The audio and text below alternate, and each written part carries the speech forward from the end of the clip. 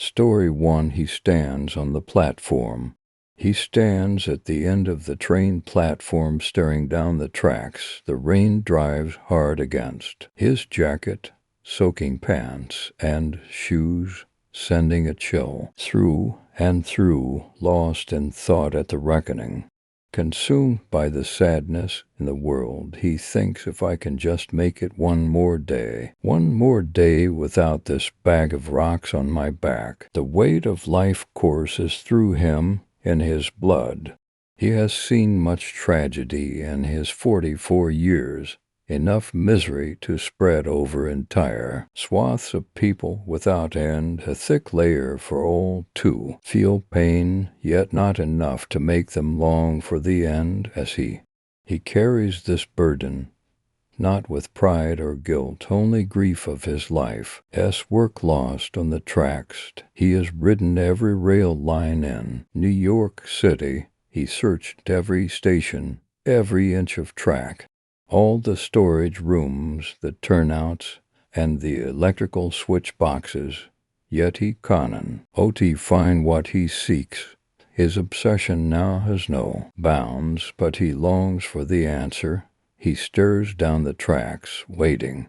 His father worked the rails, nightsticks, and a .38. His grandfather before, the same breed, with a blackjack and a pencil barrel, 6-shot, and fearless courage. An age when the city teemed with ruffians, thugs, and gangs of every law and sort. Each had its turf with border wars, constant, and whose players understood no mercy, only violence. The uniforms rode to protect the innocent, but never this. He wonders if it has started by accident, or a grand plan by some evil unknown who was the first to jump. He could think of many ways, none so painful. He remains wondering.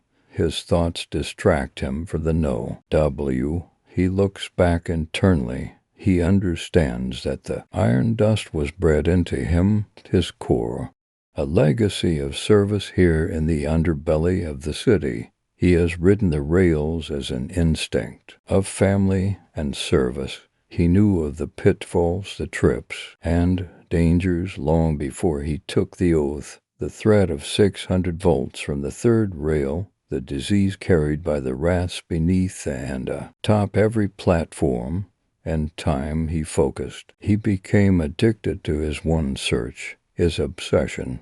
He saw the end of people who chose to surrender their lives at the front of the train. He thought he had seen it all, every switch, every room where the wretched set up house, the closed stations, storage rooms teeming with homeless addicts, where he stepped carefully for fear of a needle stick carrying some third-world disease. He coughed his lungs full of black soot after every tour, sometimes thinking it was the end. His sleeves and collar stained black, his face and hands a raccoon mask in the mirror after a tour. In the tunnels, sidestepping into the man-traps as the trains sweep past, anointed by the dust.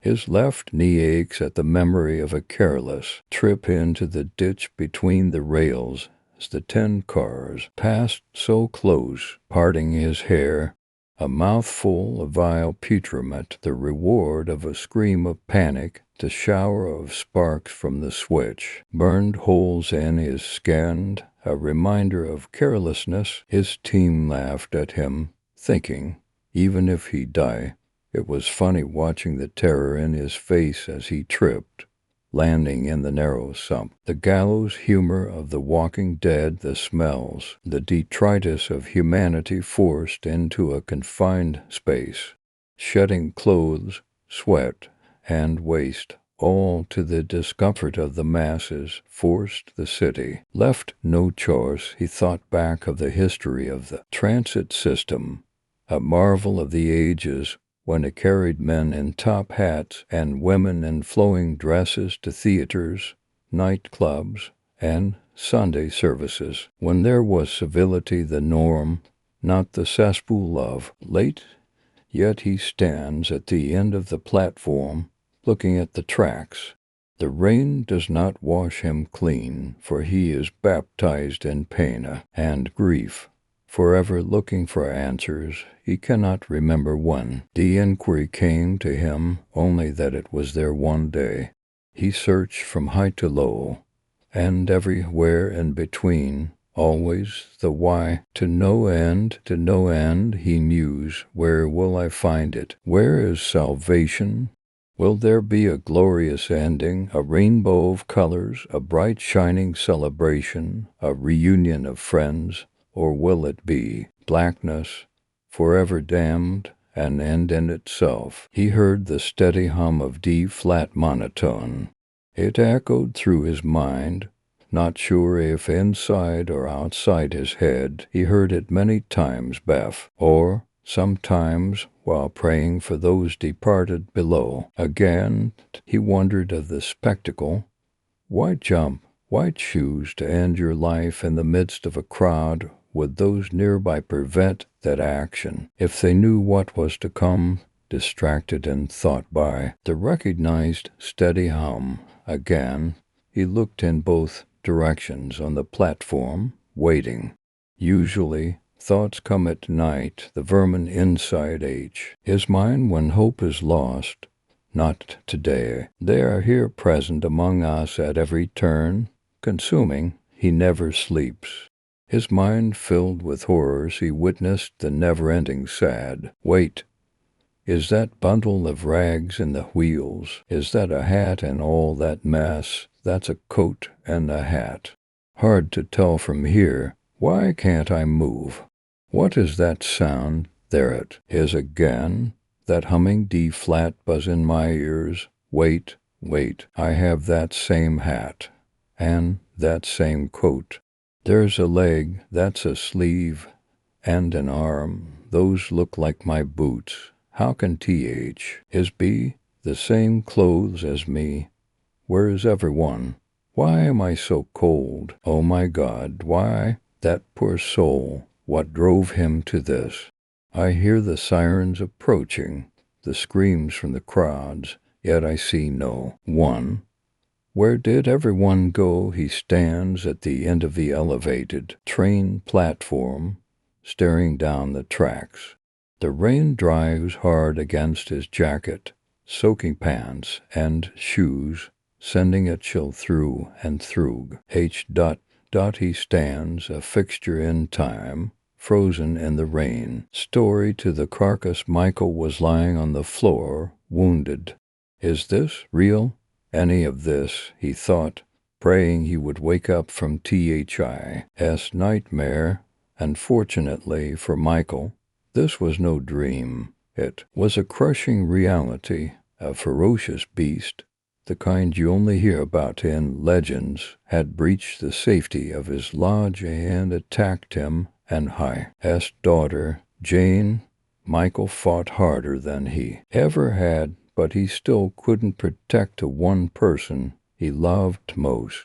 Now his daughter was lost to the beast. He could still hear the echoes of her desperate screams as she was being dragged away. In his head he slowly stood up, his right leg shaking due to blunt injuries, while he could barely feel his left. He limped through the gaping fissure in the wooden wall and watched as the snow fell on the blood-stained earth. The CVA Cascade rifle that he so desperately tried to reach mere minutes ago now laid delicately against the snowy kitty beside the lodge. He grabbed it and popped open the magazine. 1, 2, and 3, he silently mumbled to himself as he put the bullets inside. His hands were shaking and dripping with blood. As each drop made it further down his fingers, he could feel it decreasing in temperature to match the brutal weather outside. Gun in hand, Michael slowly limped after the trail of fresh blood that so here vividly contrasted the achromatic snow. After several minutes, he had to forcibly drag his feet against their will and with every meter growing exponentially more painful than the last, he started LOSING faith in the possibility of finding his daughter. I need to stop for a bit, he thought.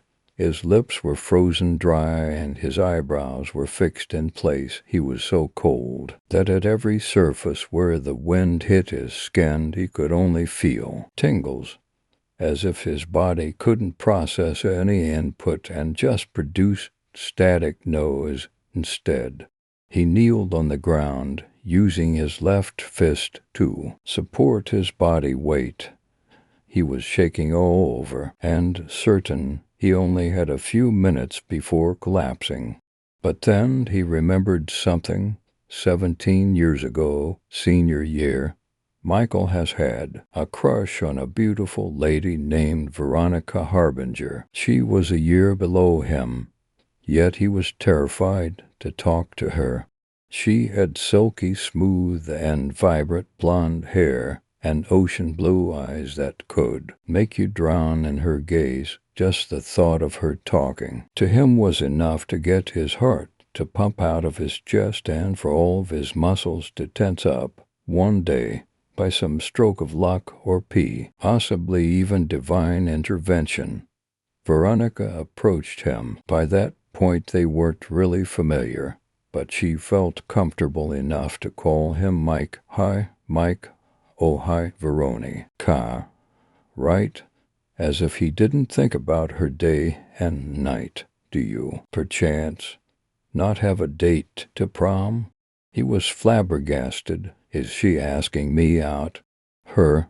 Me? He thought, but he still managed to play it cool. Not really, not really. What does that mean? She replied, shit, what are you saying? He cried out in his head. Maybe he played it off a little to cool. The nerves kicked in and he started getting a little red. But Veronica didn't mind, and the swooning Michael still managed to schedule a date with Veronica. The prom was fun. They drank, they danced, and they sensed together both in personality and in quirky dance moves. The following 3 a.m. tacos were even more fun. So fun, in fact, that Veronica Harbinger went on to become Veronica Moore, Michael's wife. Why now? Why did I remember this now? He was unsure, but the reason didn't matter. Thinking about his wife's voice, their passion for each other, and their love, it was just enough. And for Michael to stand back up on both feet, refacing the brutal winds with newly found determination, he stepped forward, step by step. The blood trail was getting darker, and the blood had lost its liquidity. He could not help but feel beat down by the fact the beast is moving faster than him. Where are you, baby? Where did it take you? He pleaded. But then, after he walked up a snowy mound, he saw a cave, an icy, menacing cave with a slightly glimmery blood trail leading straight inside it. I'm coming, baby girl. Just hold on a little longer, he said in his heart. He limped forward, unsure of his daughter's fate. All he could think about was whether his daughter was still alive, or whether he would meet her in heaven after stepping into that cave. Regardless, he was not able to be stopped. The sadness and the fear became fuel for fury and resentment. He was about to enter the moment that could change his entire life. Seeing a dead body changes you, especially if it's someone you know, is what his father Sam told him years ago. Michael liked hearing war stories from his dad when he was young, but as he grew up his father started telling him darker and darker stories. Whether it was because he ran out of cool heroic tales or just needed someone to share the pain with, Michael understood that there are some things a person should never see. She just has the prettiest smile, doesn't she? He recalled another memory with Veronica. When Jane turned 5 years old, they went on a trip to Japan to celebrate. They rented a spacious home next to a central area that hosted several restaurants and a breathtaking market with many goods. They would pass by there almost every day and pick out flowers, sweets, and clothes for Jane. She was a very high-maintenance child, but also very grateful and extraordinarily compassionate. One evening, Michael and Veronica were watching TV while Jane was running around with a miniature Delta Airlines airplane and pretending to fly it. She was not moving it sporadically and in circles like many children do, but rather she moved it around the air elegantly, making calculated turns and slow changes in altitude while running as fast as her little legs could at the time. She was mimicking the actual movements of the plane they traveled on, including takeoff, several turns, and a landing. She could play with it for hours at a time, and Michael was genuinely wondering if she actually tried to complete a 12-hour flight to Japan. Moments later, she slipped and slammed headfirst into the wall, which caused Michael and Veronica to jump out of their seats. They rushed towards Jane, who just laid face flat on the floor, but she then rolled on her back with a bright smile on her face and said, "Sorry, Mommy." I quashed and both her and Veronica burst out laughing. Jane was encouraged to take a break from aviation. Instead, she spent all night playing cards, Monopoly, and charades with her parents. At some point during charades, Jane was trying to mimic a semi-truck, which looked as ridiculous as it could, and she was just smiling so brightly. That's when Veronica said it. "She just has the prettiest smile, doesn't she?" A sentence so simple, niche even. But it made Michael's heart fill with joy and warmth that he so desperately needed against the cold snow and the violent wind. His fury and his resentment faded and made way for hope and determination. "I can't be mad at the beast. The beast is already dead," he knew. He walked into the cave. His hands stopped shaking. He felt confident. The beast had sealed its fate as soon as it touched Jane. This beast is no beast. It is already a carcass. Michael went further and sighed. The more he advanced, the less he could see.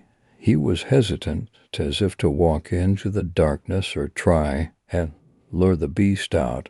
But then he heard a familiar voice call out to him, "Help, help, somebody help me, Jane, she's alive." He opened his mouth after what felt like forever. His frozen lips immediately started cracking and bleeding, but he could still somehow muster the energy to yell as loud as he could, "I'm coming, baby, I'm coming." He limped as fast as he could into the darkness. The floor was wet and slippery when he already struggled to keep his balance, but that did not matter.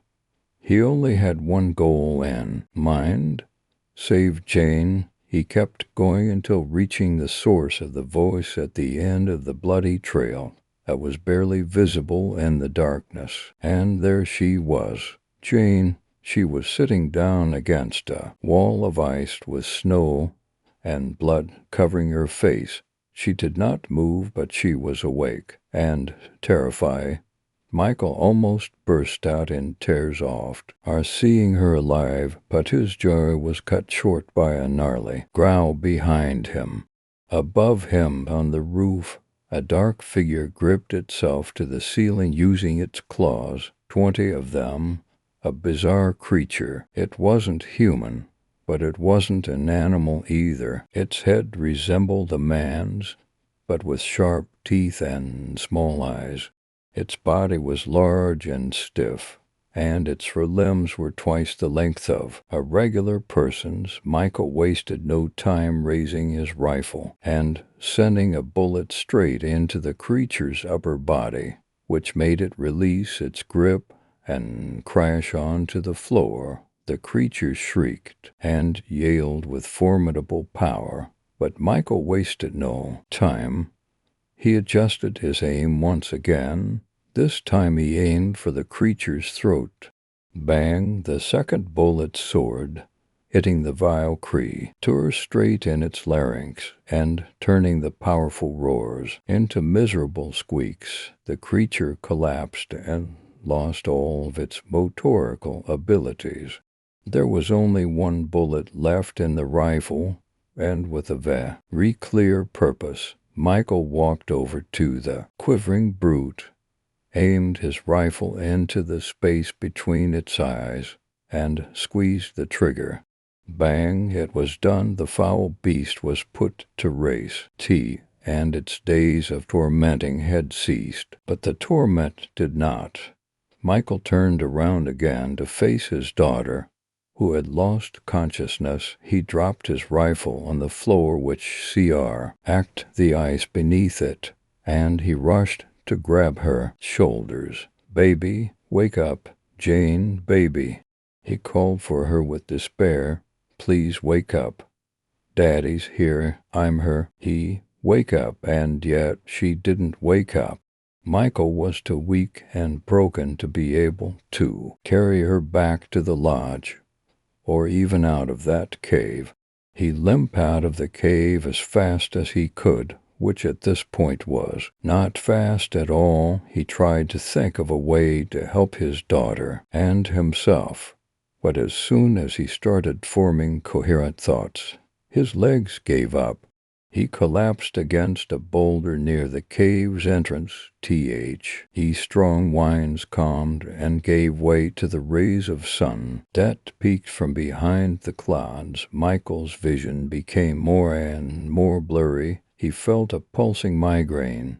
He felt like his broken ribs, hair stabbing his insides, and he felt as if every muscle fiber in his body was torn. Michael leaned his head against the boulder and watched the snow fall once again. He thought to himself, could the snow keep falling like this, like nothing happened? He was almost jealous of the snow, and how it wasn't affected by any of the tragedies that took place that day. He whispered to himself, "I'm sorry, Jane. I wan." But he was interrupted by a voice. It was far, but not hostile. "Yo, dude, are you okay?" It was a man, a fellow traveler. He carried a large yellow backpack. He wore a green jacket and a black cap. He rushed towards Michael, which had spontaneously passed out. That it was okay, because the man wasn't alone. 5 other people who were traveling with the man had helped evacuate Michael and Jane from the cave, which they found by following the trail of blood. But what they did not find was a carcass. Story 3. Pammy's glided cage. Day in an old castle where the wine carries the conversations and secrets are found lying everywhere. I was in my room getting ready for the day when I heard something I shouldn't have heard. I lay closer to the door, my soft ears straining against the rough, well-shaped wood. I caught the murmurs beneath the door, hoping it was a misunderstanding. But the following words I heard only opened one page in a closed book. "I can't live like this anymore, Kevin," Raftellen declared, her hazel eyes glistening with tears. "And who said I can? I'm doing my best for this family, for Amy. At least think about her for once. What do you think she will do if she hears any of this?" Kevin exclaimed, "Doing your best? What we are doing is brutal. We can get caught very easily. Think she wouldn't notice us staying away for weeks, or the sound of moving things She would be traumatized.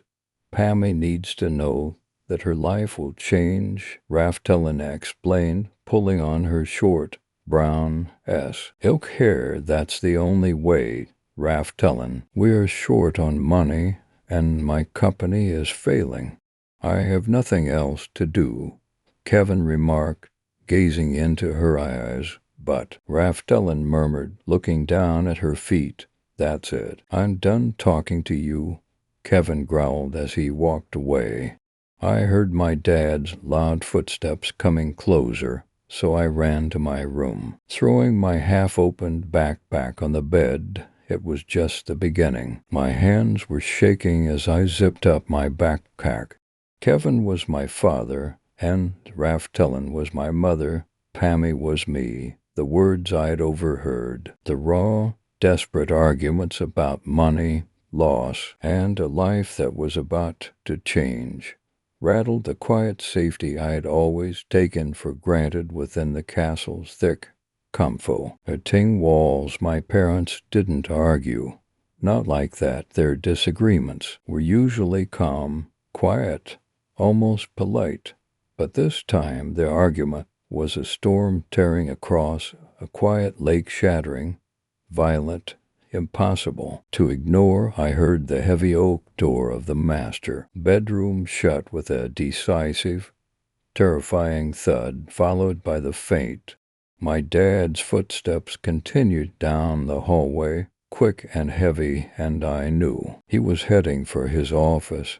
It was his morning ritual, but today it felt like a retreat, as if he were running from something more than just morning work. I waited a moment, heart hammering, a frantic rhythm against my ribs, before creeping back to the door. I pressed my ear to the familiar cool wood once more, silence, a profound, aching silence that felt louder than the argument. I grabbed my jacket and slipped out of my room, pulling the door closed with agonizing care. I ignored the faint, sorrowful sounds coming from the master bedroom and turned toward the west wing. Ryan knew the west wing was Dad's. It held his study, his private gallery of old maps, and a dizzying number of locked cabinets. But more importantly, it held the grand staircase, the one Mama always warned me never to use because of its unstable railing. I tiptoed down the hall, the morning light filtering through the tall, narrow windows, illuminated dancing motes of dust in the air, the ghost memories of 1,000 untold stories. They shimmered as if mocking the secrecy I was about to uncover.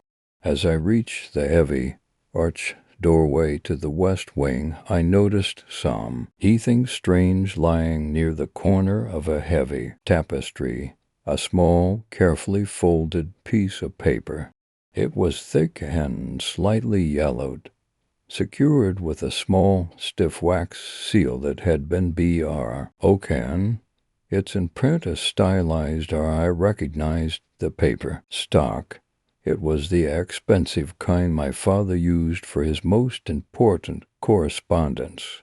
I unfolded it. The script was an elegant, unfamiliar hand. Boo. The message was clear, chilling, and written in a code only partially clear. Double quotes, ... The deadline is tomorrow at midnight. If the mission is not accomplished from its safe locati on by then, all assets will go to the House of Sterling. Acknowledge this with the white rose. House of Sterling, or House of Hollow, was the name of the rival banking family, the ones my father had been obsessed with beating for years. My stomach dropped. This wasn't just about money. It was about something hidden, something dangerous, and the conversation I'd overheard, as the sound of the world ending, the white rose. I had to know what it meant, and I had a terrible feeling about where I needed to start looking. I slipped the note into my pocket and turned, not toward the kitchen for breakfast, but toward the forbiddance, dusty-covered grand staircase and the secrets it guarded. The grand staircase was a monster of carved oak and shadow. Mom's warning about the unstable. The railing echoed in my mind, but the chill of the note in my pocket was a more powerful fear. ... The deadline is tomorrow at midnight. Acknowledge this with the white rose I could. And go to my dad's office now. He would be there, and I knew I couldn't face him after hearing his lie about doing his best. The staircase, however, led only to the highest, most unused attic rooms, and, crucially, to the top of the west wing, where the architecture was full of dusty old prototypes and forgotten promises. I placed my hand on the railing. It didn't just wobble, it sighed under my touch, a sound like old bones cracking. I stayed close to the wall, each step a careful negotiation with the aged wood. The air grew stale, thick with the scent of wet, damp velvet walls and ancient paper. Halfway up, a landing window willingly showed a view of the polished grounds, as if it wanted me to see something I couldn't spot inside the cage I spent years calling home. It looked utterly unreal, a perfect, wealthy aspect masking the wreckage happening inside. My eyes scanned the deep, dark corners for anything out of place. This was Dad's domain, the secret felt too big to be just about business, mission, assets. What did those words mean in a castle? Then I saw it, tucked into the dusty cornice molding, almost invisible against the dark wood, was a small white piece of fabric. I stretched, my fingers scraping against the rough, splinter edge of the window frame, and managed to pluck it out. It was a perfectly preserved, dried white rosebud. It was brittle, delicate, and clearly a marker, a sign that someone, perhaps my father, had already acknowledged the threat. As I held the fragile rose, a wave of despair washed over me.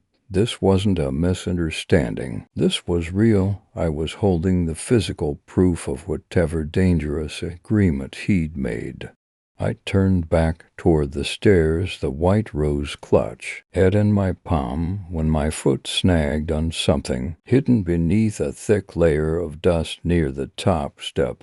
I nearly lost my balance, catching myself on the unstable railing with a gasp. My heart hammered as I knelt. It wasn't just dust. It was a small, almost flat wooden box. Somebody didn't lock it, just placed it there, as if they knew no one could enter this cursed place. I lifted the lid. Inside, resting on a bed of old, faded blue velvet, wasn't jewelry or money. It was a single, small, leather-bound book with blank pages and a simple silver clasp. Next to it lay an old, precisely carved silver key, the kind used for the most secure of locks.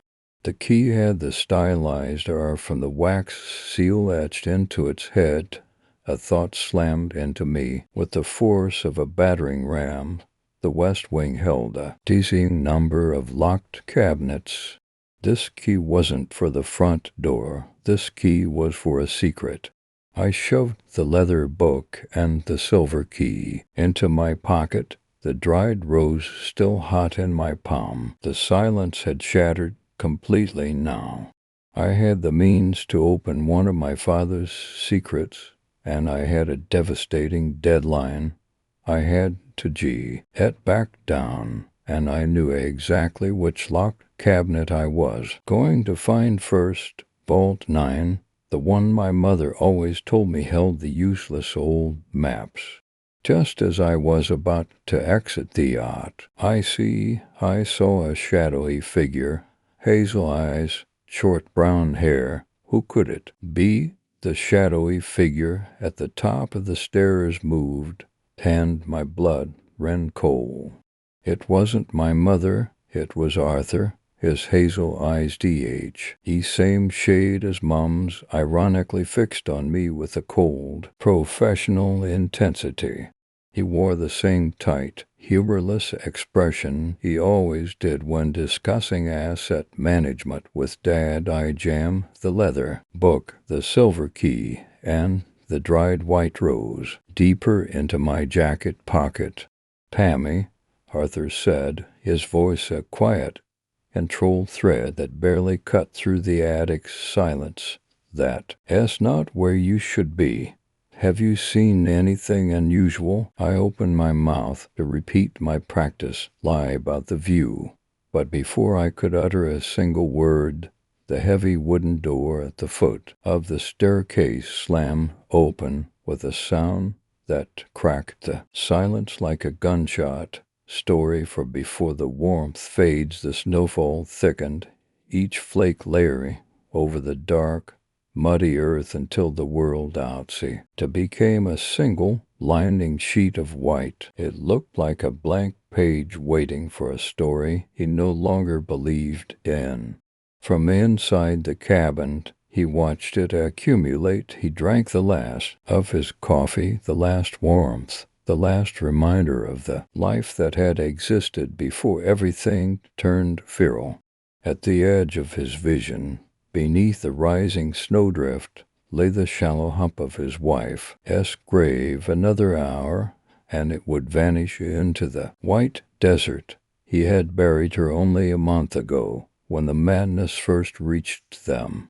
She had panicked. Panic had killed her, not the looter. He didn't blame the looter. He blamed her. He rose slowly. For the first time, the cold slipped through the cracks in the cabin wall, touching him like a warning. The fire had burned out. Without it, the small structure belonged again to the indifferent wild. Starting a new fire would only shout into the night, "Here, warmth, safety, food." But there was no safety, and the food, what little remained, was not enough to share. Survival, he'd learned, meant staying cold, hungry, alone. The age of plenty was over. Asterisk, asterisk, asterisk. He sat alone in the comfortable chair and turned another page of his book without thinking. His fingers brushed the armrest. It belonged to her. She left me. The thought fell like a stone into deep water as posture collapsed, sinking back into the familiar abyss of grief. He tried to picture her face, her smile, but the details slipped further away each day. The version he remembered was not the one he buried. It was her younger face, from gentler times, and even that was fading. A single tear, one of the few his body still seemed capable of producing, slid down his cheek and stayed there. Then he heard it. Footsteps in the snow outside. He froze. More followed, to voices, high-pitched, uncertain children. His eyes shifted to the table where the shotgun lay. His mind tugged at him. Terry, NG itself, and two, their children. One part scream. They will make noise. They will eat your food. The other whispered, cold and logical. The voices outside came closer. I'd seated, unable to move. If he scared them away, they might tell others about the cabin. If he let them in, he would doom all three of them by spring. There was a third option, the only on. That made sense. The arguing voices inside his skull rose until the pain was unbearable. He nodded. He knew. With a steady, resigned certainty, he took the gun, placed it in his mouth, and pulled the trigger. Asterisk, asterisk, asterisk. Two children trudged across the white fields, too tired to run, too cold to care. The forest behind them still looked haunted. A distant howl rolled across the snow. The sound vibrated through their bones. settling there like a warning. Wolves, the same wolves that had torn through the camp, what was left of it. They could still see the red eyes, the blood-slick fur, the dripping fangs, the screaming that had been this morning. They had stopped crying hours ago. Maybe the tears had run out. Maybe they'd frozen. The cold had sunk so deeply, no longer felt sharp. It wrapped around them like a heavy blanket, dull and almost comforting. They walked on, sinking deeper into the snow. Each step slower, each breath thinner. They were getting close to the point where cold began to feel warm, without ever learning the word for it. They somehow knew that was not good. The smaller one, a girl, hardly 6, lifted a trembling hand and, deep-pointed, in the distance, a thin thread of smoke curled into the sky, a promise of warmth, safety, maybe even food. The boy, a bit older, around 9, a full head taller, nodded. They changed direction, feet dragging toward the smoke. Hope made them walk a little faster, and somehow, as hope returned, they felt a little colder. As the snow fell heavier, a cabin slowly formed out of the white haze. The wood was still visible beneath an ever-thickening layer of snow, the brown logs looking almost warm. They imagined it smelled like the drink their parents had every morning. Back when mornings still existed, before the madness, in the camp there had never been enough.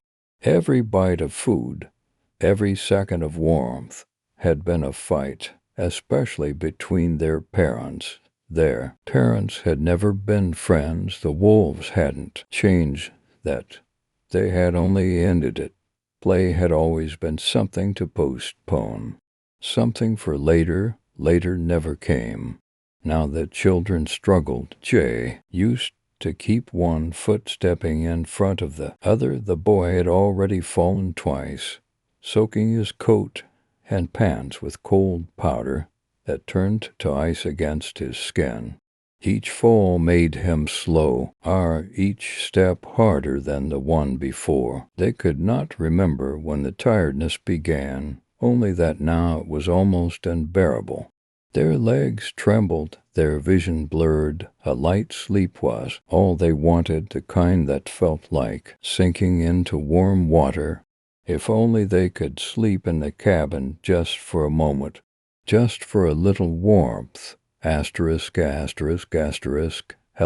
the boy tried, pressing his face toward the frosted window. His voice was hoarse, thin, barely more than a whisper swallowed by the wind. Please, the word drifted out of him as if it cost something. We're so cold, the girl squeaked. If someone weren't listening closely, it would have sounded more like a small bird chirping than a plea for help. A few slow, stumbling steps later, they reached the door. They leaned against it, too weak to knock. Please, so cold. The boy's legs buckled, and he fell to his knees, no longer able to straight, and the cold wasn't hurting anymore. It had slipped past pain into something softer, warmer. He felt warm and impossibly tired. The girl tried to pull him upright, but her grip slipped, and she toppled beside him. Dr. Ag down onto the hard, frozen ground, her small hands pawed uselessly at his coat. Her breath came out as faint white wisps, fading quickly in the air. They lay there, shoulder to shoulder, set against the cabin door, too exhausted even to cry, too cold to feel afraid, just waiting for anyone, to open. Bang. Birds burst from the trees around the sea. Ben, wings beating the silence apart. A sheet of snow slid from the roof and crashed onto the ground. erasing the small rising hump that had once marked a grave. It drifted over the two children as well, the boy and the girl who lay slumped against the door, looking as if they had simply fallen asleep there. The snow kept falling. All day it fell, soft and steady, burying their shapes beneath its calm white weight. From the cabin window, the landscape looked serene. The whiteness brushed away all misery, all footprints, all cries for help. It buried the smell of smoke, the track, as of struggle, the last tremors of a winter that had never forgiven anyone. Spring would come eventually, but not for them. Story 5. Blood. Slushy snowflakes glittered in the moonlight as they flow, aided to the ground. My breath fogged the window pane as I gazed out at the freshly fallen snow. No traces of humans or animals on the powder. Snow was forecast for the next hour, and we were expecting 7 inches total. I sighed as I backed away from the window and collapsed on the bed. It was nearing midnight, and my thoughts had begun to spiral. One thought blended into another, crashing together until there was nothing but a blizzard within my brain. Soon, exhaustion took me away to sleep.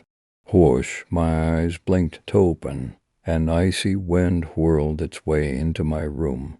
Confused, I looked and noticed my window had been broken, sparking a sense of unease. I stepped out of bed and looked near the window and saw shards of glass scattered around a fist-sized stone, deepening the mystery. As my hand reached to grab the stone, I heard the sharp, unmistakable sound of snow crunching beneath someone's boots, each step echoing in the silent night. I crouched below my window and peered over the lip, heart pounding. A tall, dark, hooded figure with an indistinct face was walking around to the backside of my house. Their movements slow and deliberate. I contemplated waking my parents, but I didn't want to worry them if it was just some teenager from my high school trying to scare me. Besides, they were heavy sleepers and would brush me off this late at night. I slipped head into some slippers, pulled a jacket over my One Direction pajamas, and grabbed a flashlight from my drawer.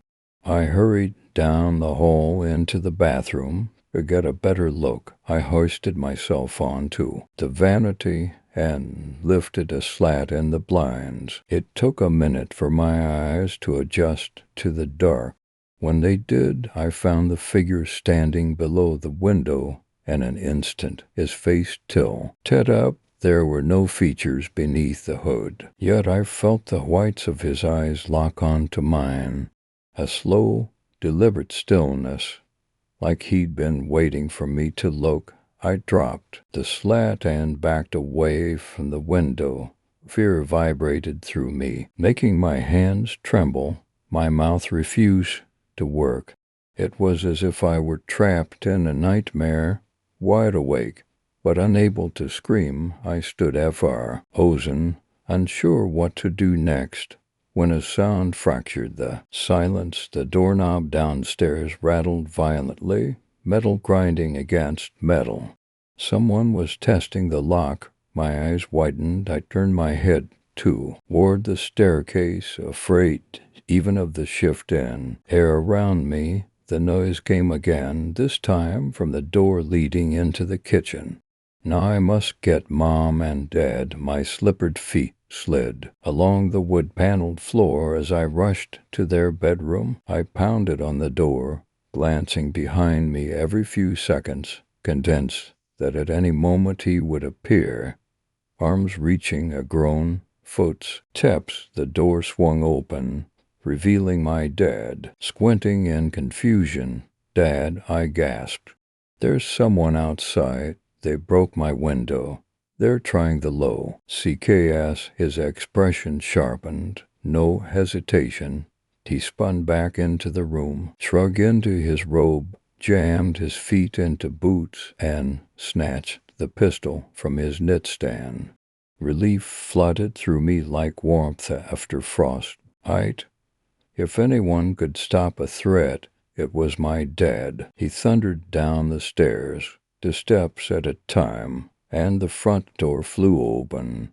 A blast of freezing air surged up toward us, rattling the light fixture. Mom jolted awake. She grabbed my wrist and tugged me inside, closed the door. She hissed. I twisted the lock and stumbled to the bed. Tears finally spilling hot and fast, we sat shoulder to shoulder, barely breathing, straining to hear anything below. Seconds stretched into forever. Then 3 soft knocks against our door. Oh, thank God. Mom exhaled, already rising. I rushed ahead of her, fumbling the lock with shaking fingers, and swung the door wide. My dad stood there, his own gun pressed to the side of his head, not by his hand. A dark cloaked arm was wrapped around his chest from behind. The intruder was in the room, already inside and in control.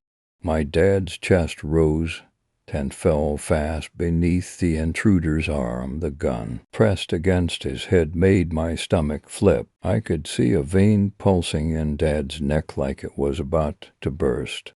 "Sit down," the man ordered. His voice reverberated off the walls. Mom and I backed up until the backs of our legs hit the bed. We sat, our hands raised, our eyes glued to the gun.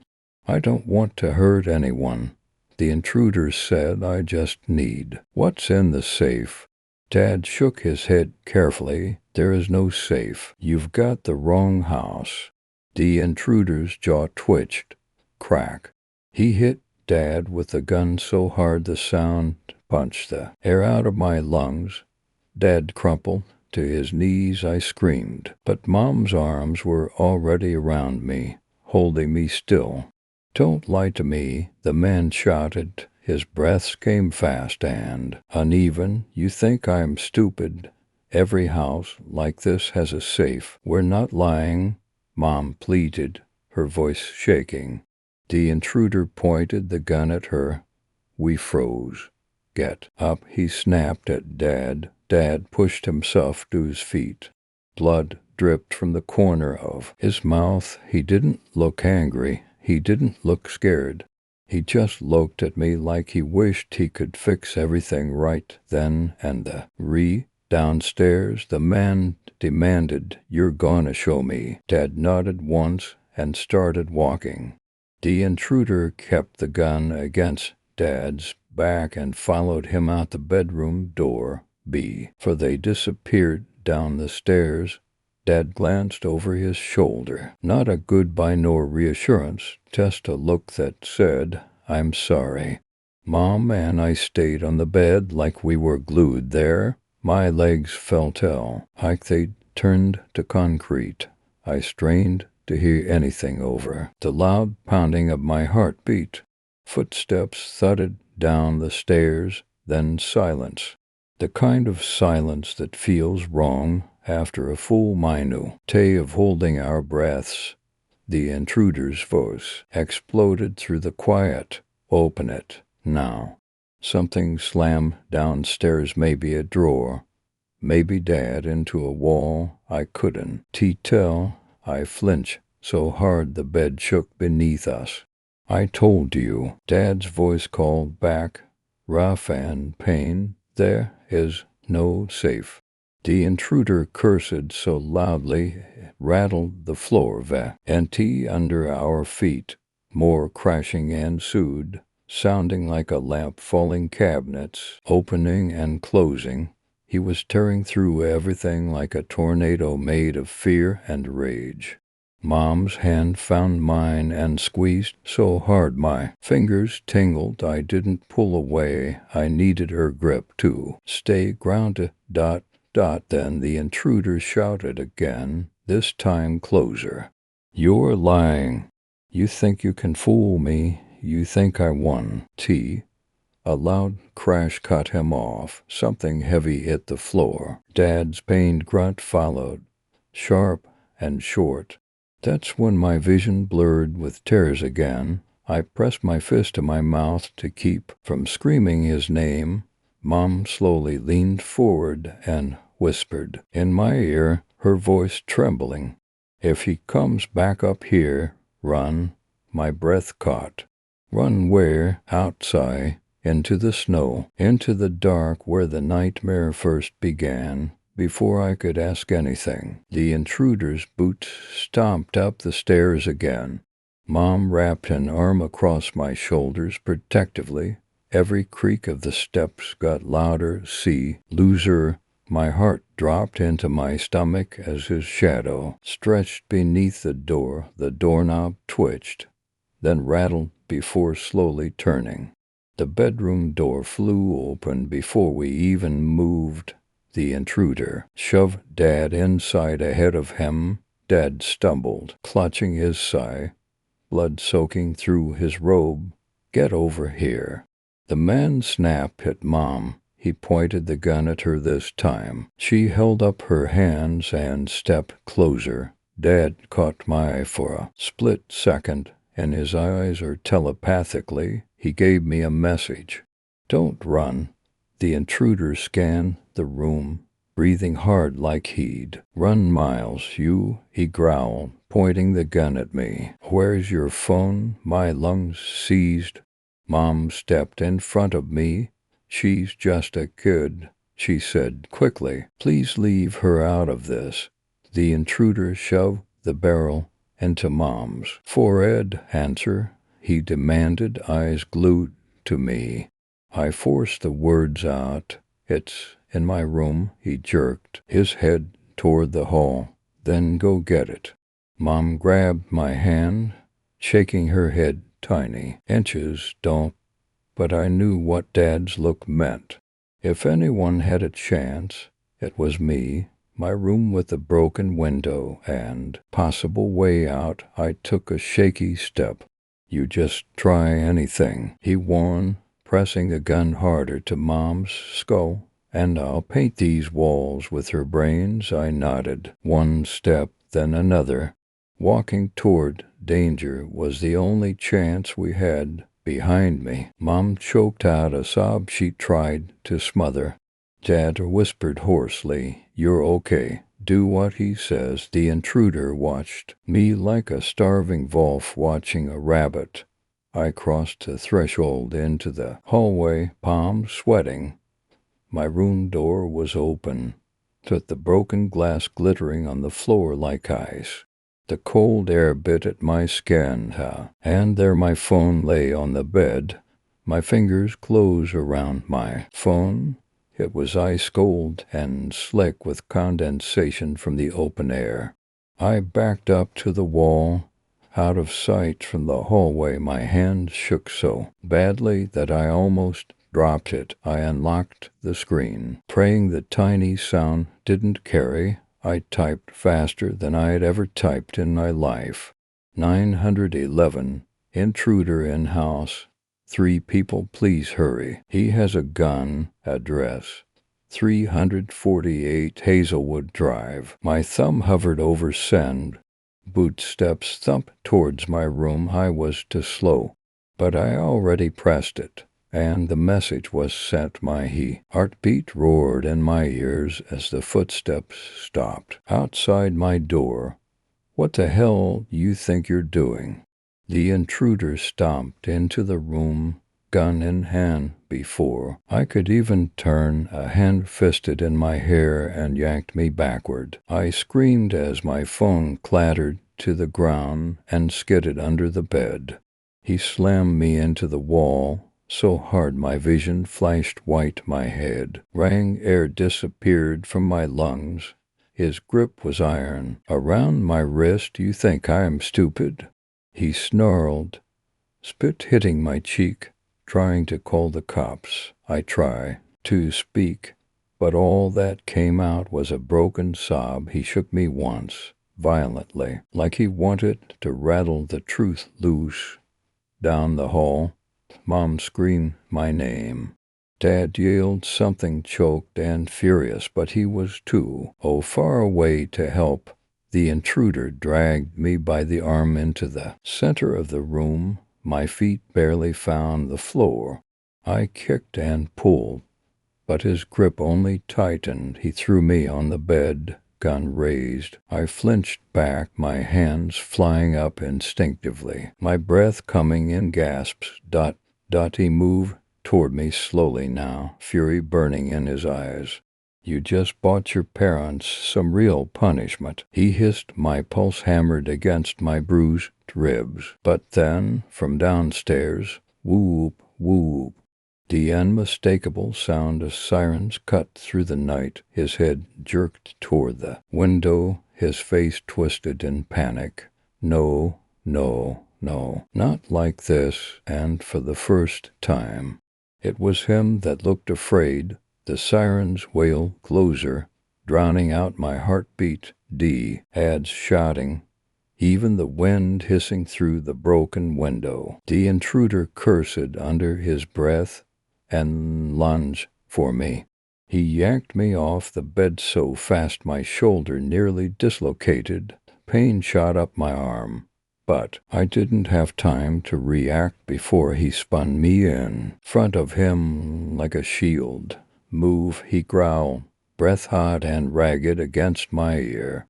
We stumbled into the hallway. My feet slid on the floor, struggling to keep up with his frantic pace. He dragged me like I weighed nothing. Mom and Dad both cried out from the landing as he shoved me toward the stairs. Let her go, Dad shouted, hoarse and desperate. I turned to look at them and hadn't noticed he had somehow tied their arms and legs together, keeping them from moving. The intruder jabbed the gun hard into my ribcage. Shut up, Mom sobbed as Dad shimmied the ropes. When we hit the bottom of the stairs, the front door burst open, and cold snow blasted in, slicing through the heat of fear. Police lights strobed red and blue across the walls, blinding me. Drop the weapon, someone yelled from outside. Hands where we can see them. But the intruder didn't stop. He kicked the door wider and dragged me out onto the porch. The snow was deep and icy against my slippers, soaking me instantly. His arm was locked around my throat. The gun pressed into the side of my head. The air was so cold, it hurt to breathe. Even the tears in my eyes had frozen. Officers stood behind their car doors, guns raised. Their spotlight pinned us under a white beam so bright the snow looked like shiny day. Take one more step, and she dies, he screamed, voice cracking under pressure. For a second, just a second, the world held still.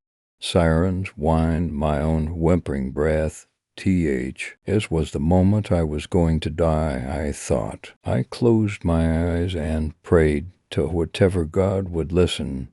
Then, pop. A single gunshot from somewhere behind the garden edge. The intruder jerked forward, his grip loosening, causing the gun to slip from his hand and disappear into the snow. He made a choked sound before blood exploded from his side and sprayed across the snow in a wid. Arc. Thick red splattered against white. The snow soaked it up and turned it into a red slushy. He collapsed at my feet. The police swarmed in, shouting orders I couldn't understand. I stood there shaking, staring at the red spreading like a grotesque stain across winter's purity. Dad reached me first. He wrapped me in his arms so tightly I couldn't tell which one of us was trembling more.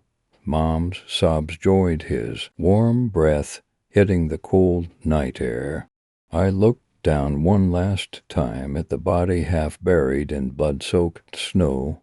For a moment I wondered if I'd ever feel safe in the dark again. Story 6. The knock at approximately 1:18 EST. Authorities responded to a reported disturbance at cabin B6 located within Timberline Cabin Retreats at B6. Upon arrival, officers observed the front door ajar. No additional points of entry were identified. Subject. D7C was found to be unaccounted for. No other occupants were located on the premises. Preliminary assessment indicates no observable signs of forced entry, struggle, or foul play. However, the absence of the subject, combined with multiple observed site anomalies, necessitates comprehensive investigation. Documented anomalies include, but are not limited to, missing persons indicators, digital system irregularities, environmental inconsistencies, and B1 plus B7A plus B7F due to the atypic all nature of these findings and irregularities within the recovered data set. Further evaluation is pending full task force analysis. This case has been referred to JTFUX for review. The following materials represent extracted entries recovered from the subject's mobile device located inside the residence near the primary entrance. Entries appear to have been manually recorded and time-stamped by the device user. Exhibit 1. Recovered device file ID. RDF3, 1:08 a.m. to 5:12:01. Cabin B6 Timberline Cabin Retreats. Open in part. 10:30 p.m. The winter storm that I got an advisory for earlier today is coming to fruition. I don't think I will be able to get much rest again tonight. I don't want to write this down or even speak it into existence. I just have one more night to stay here, that's it. I am so ready for this trip to be over and return home. I never wanted any of this. It feels like inviting something. But the knocking started again last night, and the police said to keep a law for documentation purposes. So fine. Here it is. Entry 1. The knocking hasn't happened yet, but it will. It always does. I just want proof this time, even if it is just for me. 10:49 p.m. I can't sleep again. The house keeps settling in that way that sounds like footsteps on the stairs. I'm recording the times tonight so I can tell myself in the morning that nothing happened, that I imagined it. I have been alone too long. 11 p.m., an hour left till midnight. It seems tonight will be another sleepless night. Time doesn't feel right here. The house settles again. I hear the storm outside. The digital clocks that plague the kitchen all glow in unison. 11 p.m. The time a quiet sentinel. 11:07 p.m.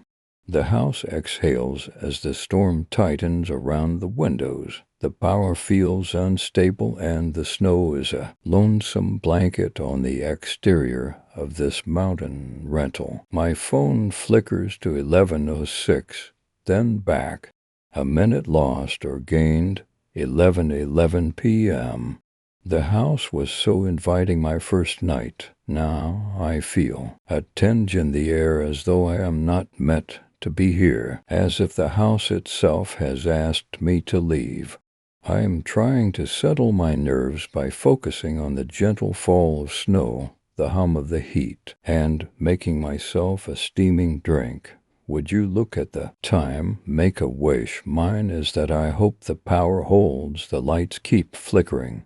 Maybe I can find a backup generator if it gets too bad. I doubt it, but I can hope. I am sure the loneliness is just messing with my head. 11:24 p.m. My phone rings, but no notification. I am in an out-of-service zone. My phone is on SOS with TH. The ruralness of the house and the storm raging outside. So how the hell is it ringing? And why is there no record of it? I swear I keep getting calls, but I have no proof. Time L's slow tonight, heavier, the clocks tick, but don't seem to agree with each other. Something or maybe someone in the house keeps resetting the digital ones. It's not me. I just want to leave. But this storm has me trapped. 11:30 p.m.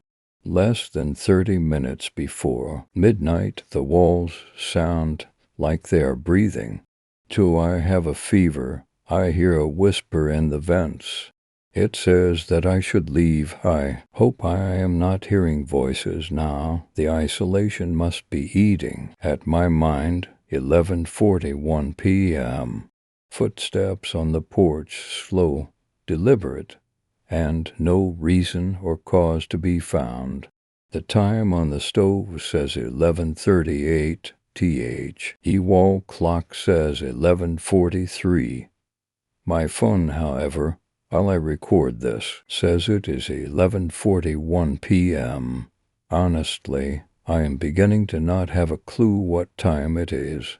11:45 p.m. The smell of cooking tickles my nose. Awake now. When did I drift off? All the clocks are frozen at 11:45 and no seconds are ticking. It feels like everything in the house is frozen with the winter weather, with my impromptu nap on the couch interrupted. I felt I should inspect the kitchen. I smell dinner cooking and can hear the faint sounds of clacking. I step into the kitchen, and it's empty, cold. The only smell is of faint soap from the clean dishes by the sink from earlier tonight. 11:46 p.m. One of the clocks is chiming as if it has reached the hour. It's not midnight yet, is it? I feel a chill beginning to wash over me, the previous warmth receding to a faint memory. I am being watched, like I am not welcome here any longer. 11:55 p.m. The last 5 minutes to midnight, the heater has clicked off. The house sighing. The hush that has fallen is deafening. The only sound is the whistle on the wind. 11:56 p.m.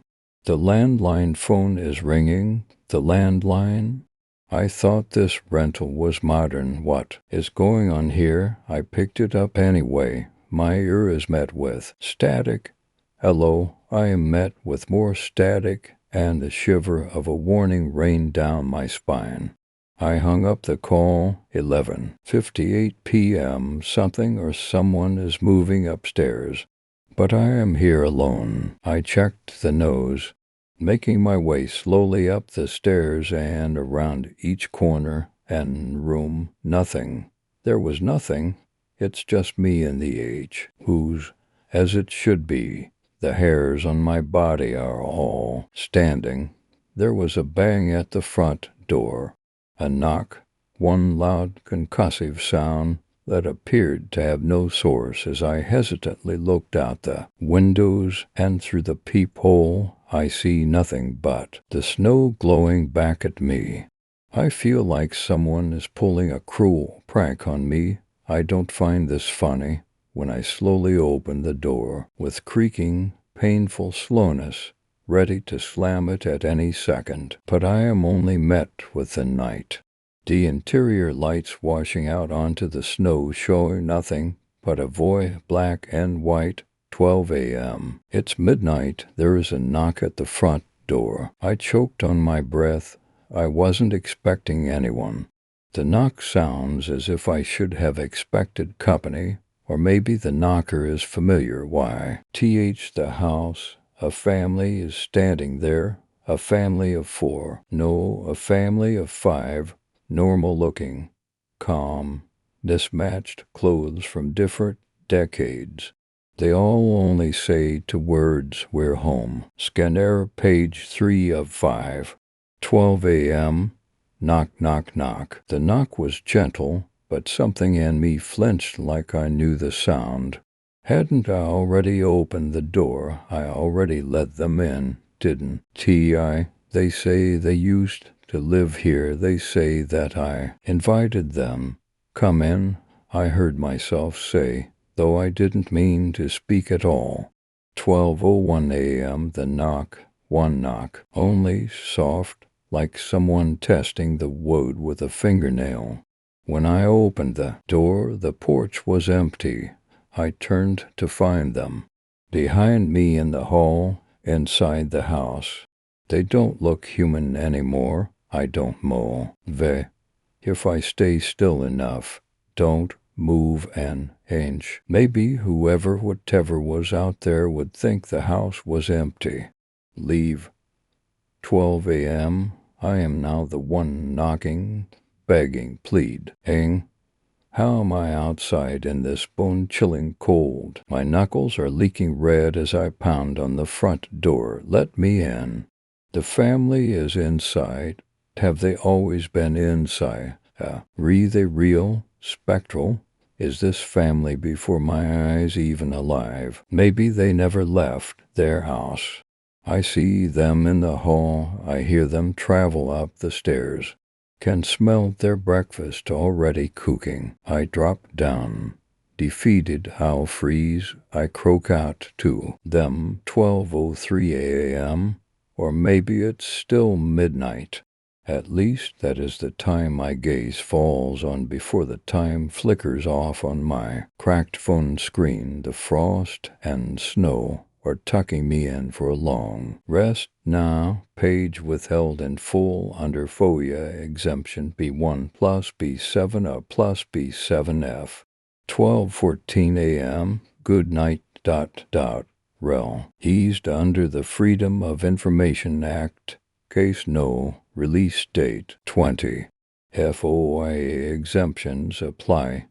B1, B6, B7 at B7C, Stories 7. The noise call. Hector, another day.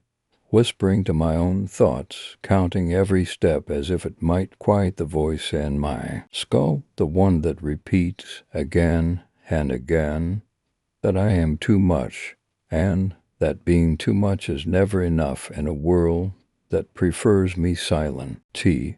Silence for me was an utopia, something I've never known. In my 34 years of life, silence was a privilege reserved for those blessed with an average mind, and average always sounded idyllic to me. Silence was romance, the soft echo of a laugh. Silence was understanding social rules without dissecting them.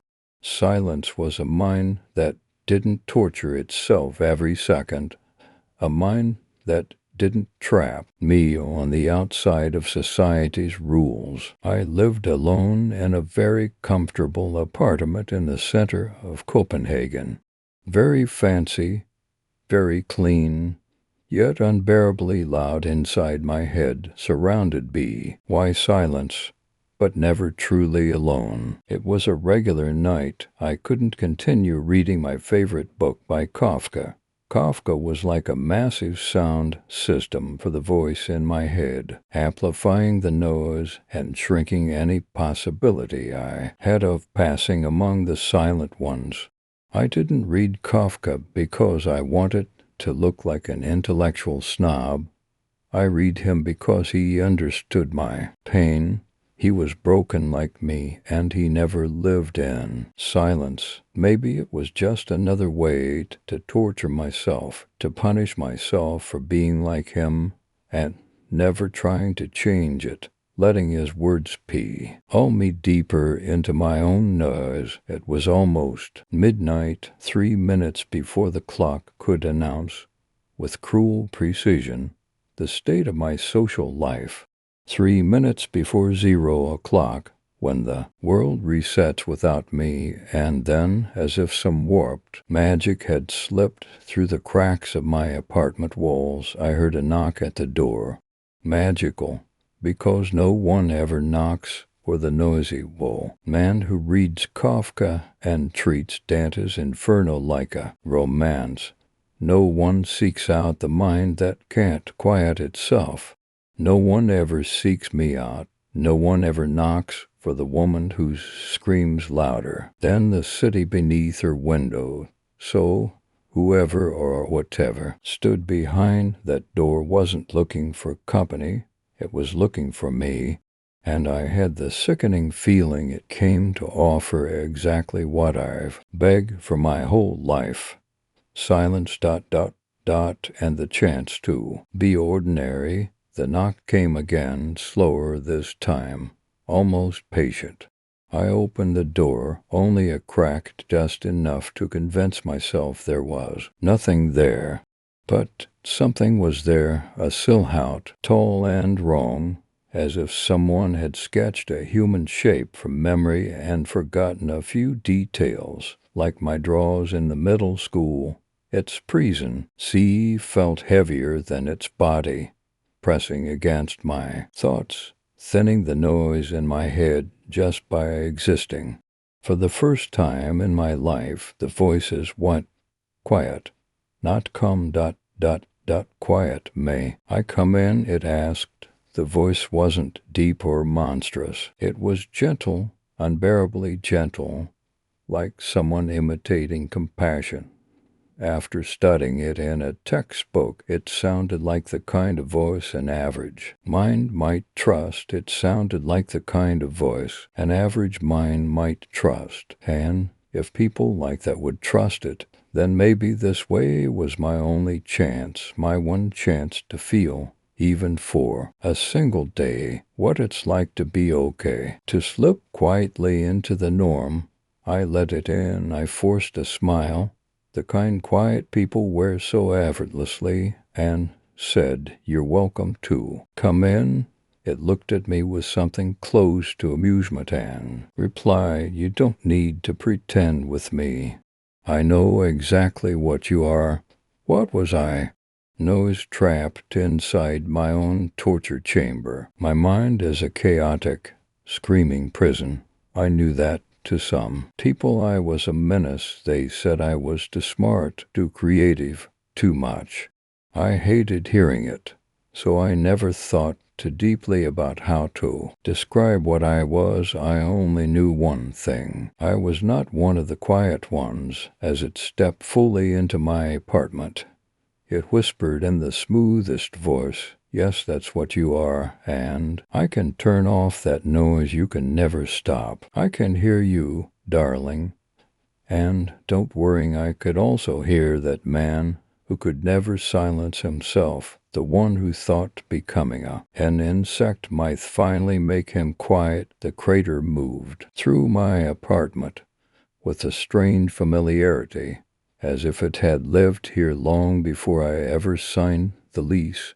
It touched my books with a certain reverence, especially the ones that had hurt me the most. "You think your problem is the nose," it murmured. "But the nose is just the price of a dangerous gift." I frowned. Gift. This? I tapped my temple. This is torture. The creature smiled gently, like someone preparing to comfort a child before taking something precious away. "Oh, darling, ... your mind isn't broken. It's overflowing. People like you never stop creating, imagining, rearranging reality, and creativity in excess becomes noise." It turned to face me fully. In the dim light, its shape flickered, solemn, at times human, sometimes a shadow wearing skin. "I have a proposition," it said. "I can quiet the nose completely. I can make you average, normal, peaceful." Its smile widened. "All you must give me is the part of you that makes the noise." In the first place, I swallowed my mind. No, it tapped my forehead lightly, almost affectionately. "Your creativity." The seemed to tilt for a moment. I thought of Kafka, of Dante, of every story that had ever held my broken pieces together. I thought of the notebooks filled with finished ideas, metaphors about insects, and hell and cities that screamed louder than I did. What happens to it? I asked. I keep it, I nurture it, I use it, I give it a home where it won't torment you anymore. It said. That creature stepped closer, and the edges of its smile trembled with hunger. Imagine it, it whispered. A mind without noise, a life where you sleep, where you smile and it isn't forced, where your thoughts don't tear at you from the inside. You'll wake up quiet, you'll wake up normal. My heart clenched painfully, quiet, normal, average. Everything I had ever envied, and I asked, what do I become? Content. It answered simply, you will be content. It extended its hand to me, elegant, almost human. Behind it, I felt the books tremble on their shelves as if they knew they were about to lose me. Give me your creativity, the demon whispered, and I will give you silence. I took its hand. The moment our skin met, my mind cracked open, not in violence, but in relief. Something warm slipped out of me, a pulse, a spark, a thread of light pulling itself free from behind my eyes. My creativity, my nose, my everything. It left so easily, as if it had been waiting at the door. The demon inhaled sharply, like someone tasting a rare perfume. Its eyes fluttered, closed in pleasure. Then silence. My head became a clean, white room, no echoes, no storm, no voice telling me I was too much. For the first time in 30. For years I was quiet. I smiled, a real smile, soft, simple, and empty smile, the kind of smile average people wear without thinking. The creature bowed politely, as if our transaction had been nothing more than signing a lease, and slipped out into the night with my creativity cup, it in its hands like a newborn flame, and I lived peacefully, effortlessly, a perfect average. Months later, a friend who I could make thanks to the quite new me handed me a book. Have you seen this? She asked. Yes, everywhere. They're calling this author a genius. I looked at the cover. The title was one of my old phrases, one I had whispered to myself on sleepless nights. The author's name was unfamiliar, but the writing the writing creative soul was mine. Every line, every metaphor, every broken thought stitched into poetry, my nose cleaned and deepenized into brilliance. I read page after page, waiting for something inside me to recognize itself. Nothing did, but my hands began trembling. Not with emotions, I didn't have those anymore, but with something colder, the kind of instinct a body has even after the spirit has been wiped clean. I closed the book. That night, as I went to sleep in my perfectly quiet mind, I heard something faint, a whisper, not from inside me like my old nose, from outside, pressed against the window. A familiar voice, dripping with satisfaction. Thank you, darling. You were right. Your nose was too much. Your nose was exquisite. The whisper grew louder, shaping itself into words from my missing mind. Shall I come to visit you tomorrow? And at that moment, I realized the silence in my head wasn't peace. It was vacancy and the demon wasn't gone. It was just getting started.